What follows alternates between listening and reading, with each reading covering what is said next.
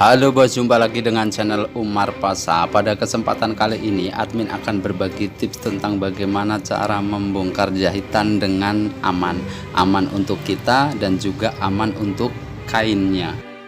Nah, alat yang digunakan untuk membongkar ini bukan gunting, bukan juga pendedel ya, tapi admin pakai karter. Kenapa?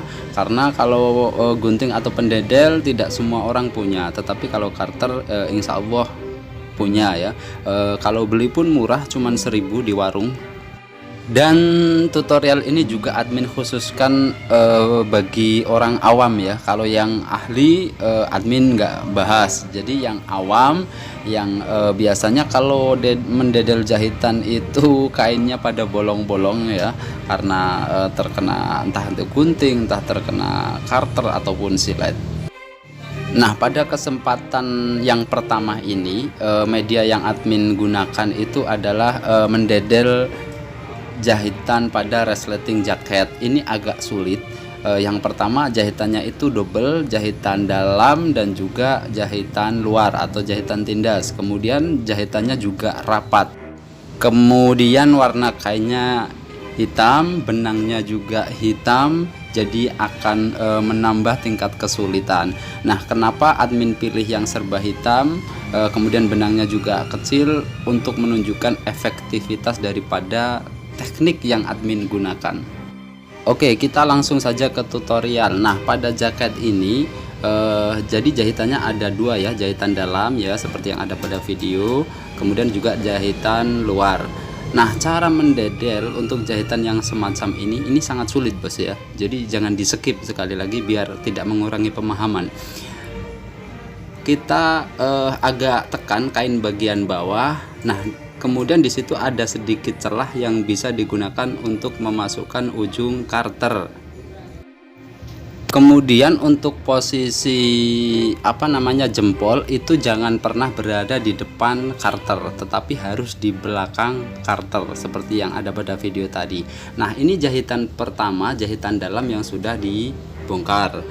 Kemudian juga karter itu jangan pernah menghadap ke atas, tetapi agak miring ke bawah.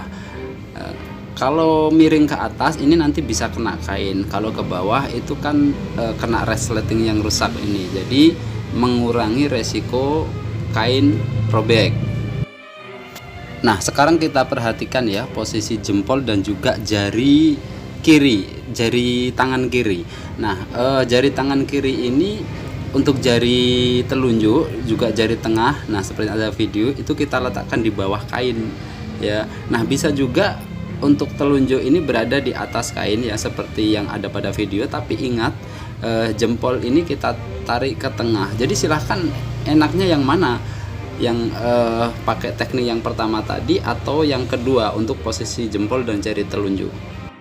Yang jelas untuk posisi karter itu harus menghadap agak ke bawah, miring ke bawah supaya tidak membahayakan kita dan juga tidak membahayakan kainnya.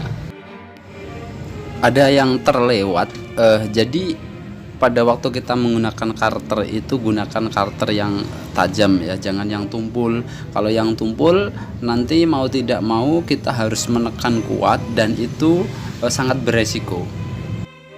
Kalau karternya tajam sebenarnya kita tidak perlu menekan, bagian yang tajam itu cuma ditempel di benang kemudian didorong, nggak perlu ditekan, itu saja sudah bisa jalan.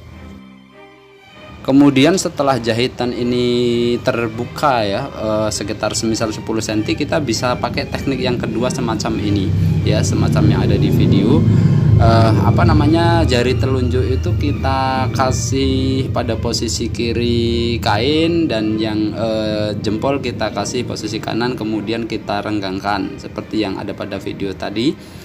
Kemudian lagi untuk kain yang molor, yang bisa molor itu jangan pernah ditarik kain karena nanti akan merubah ukuran kain. Jadi kain yang ditarik akan lebih panjang daripada kain yang satunya dan ini akan mempersulit pengerjaan setelahnya. Oke bos, kita perhatikan ya tekniknya ya, seperti yang ada pada video. Jadi pergerakan jari telunjuk dan jempol ini kita perhatikan. Sekali lagi posisikan tangan kita pada posisi yang aman. Dan juga perhatian kita itu jangan pada media atau objek, tetapi pada tekniknya. Jadi perhatikan betul tekniknya. Mungkin itu saja yang bisa admin sampaikan untuk bagian yang pertama.